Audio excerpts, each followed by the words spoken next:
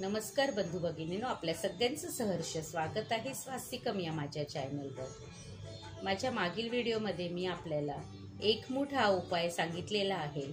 तर मला वाटतं आपल्यामधले सगळीजण, कारण हे जे आलेले आहे मला ते देवीकडून आलेलं आहे, तर तुम्ही हा जर उपाय केला तर तुमच्या आयुष्यामध्ये ज्या काही अडीअडचणी असतील त्या दूर होतील आणि तुम्हाला 1.25 महिन्याच्या आतच त्याचा खूप मोठा उपाय, पण हे तुम्हाला नित्य नियमाने रोज न चुकता न विसरता तुम्हाला ही गोष्ट करायची आहे। तर तुम्हाला नक्कीच ह्याचं फळ मिळेल। मी परत एकदा तुम्हाला ह्याच्यामध्ये हा उपाय सांगते।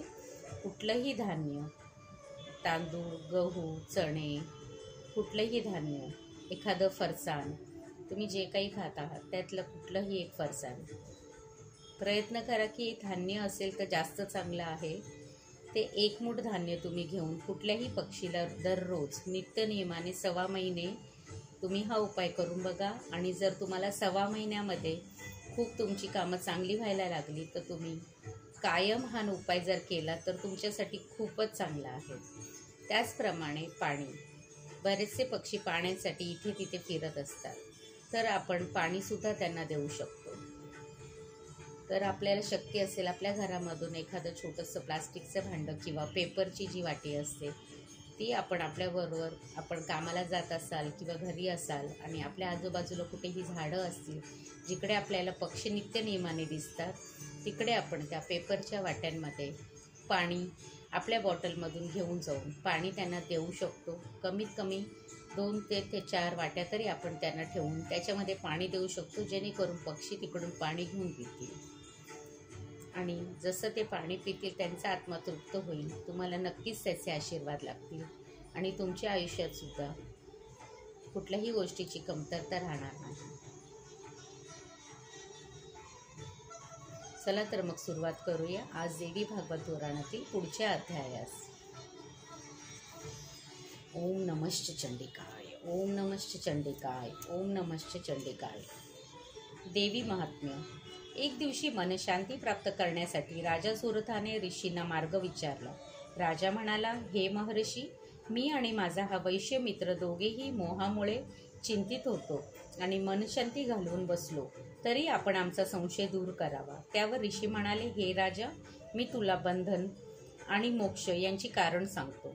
सर्व देव, मनुष्य, गंधर्व, उरग, राक्षस, वृक्ष, लता, पशु, पक्षी, मृग इत्यादी मायेच्या पाशात राहतात आणि आपल्या कर्मामध्ये प्रमाणे बंधन व मोक्ष प्राप्त करीत असतात।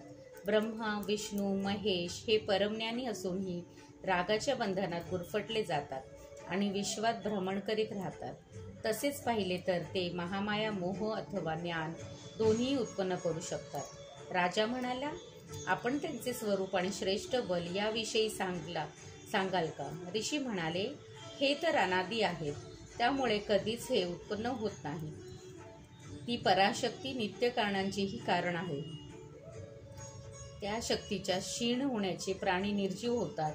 ती ब्रह्मरूपिणी सर्व प्राणीमात्रात चित्तरित रूपाने असते।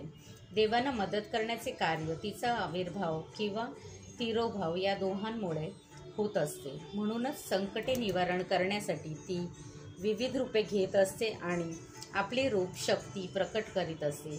देवी कधी देवाधीन नसते। देव आणि दैत्य मात्र देवाधीन असतात।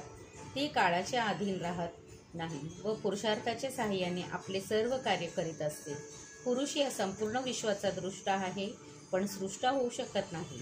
ती सत असत्य रूपी देवीच या दिसणाऱ्या विश्वाची जननी आहे आणि ती ब्रह्मांड रूप नाटक रचून परमपुरुषाला प्रसन्न करते। तो जेव्हा प्रसन्न होतो तेव्हा ती या विश्वांचा अंत करते। ब्रह्मा, विष्णू, महेश तिघे नाममात्र सृष्टा, पालक तसे संहारक आहेत, कारण तीच त्यांना प्रेरणा देते। तिने सरस्वती, गिरिजा आणि लक्ष्मी रूपिणी आपल्या शक्तींनी या त्रिदेवांना संपन्न केले आहे। म्हणूनच हे तिन्ही देवत्या भगवतीचे पूजन करतात, कारण त्यांनाही ज्ञात आहे की सृष्टी, स्थिती, विनाश यांचे सामर्थ्य त्या भगवतीमध्येच आहे।